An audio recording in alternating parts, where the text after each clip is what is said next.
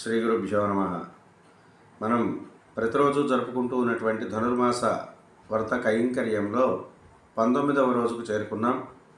19వ రోజు పాసురాన్ని ముందుగా అందరం కలిసి పఠించుకుందాం.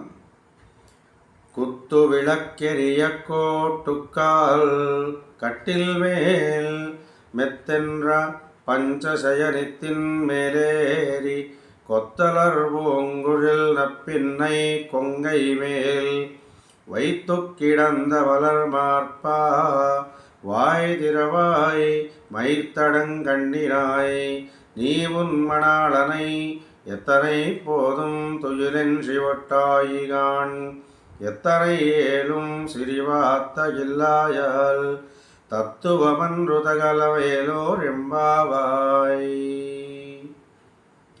ఈ పాసురంలో గోదాదేవి ఎంతసేపటికి బయటికి రాకుండా ఉన్నటువంటి ఆ కృష్ణ భగవానుణ్ణి ప్రార్థన చేస్తూ బయటికి రమ్మనమని పిలుస్తున్నారు. దాంట్లో భాగంగా ఓ శ్రీకృష్ణ పరమాత్మ, నీవు బంగారపు దీపపు సెమ్మేలలో ఉన్నటువంటి దీపపు కాంతులలో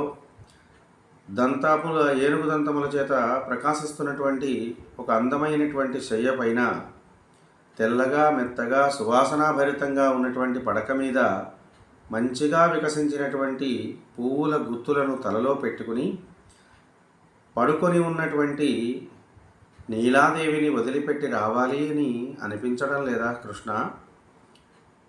కనీసం ఓ నీలాదేవి, నీవైనా చెప్పవచ్చు కదమ్మా. నీతో ఉన్నటువంటి ఆ కృష్ణ భగవానుణ్ణి అందరినీ కూడా కాపాడడం కోసం బయటికి పంపి మాతో సహా నీవు కూడా ఈ కృష్ణ సంబంధమైనటువంటి శ్రీవ్రతాన్ని ఆచరించవచ్చును కదా.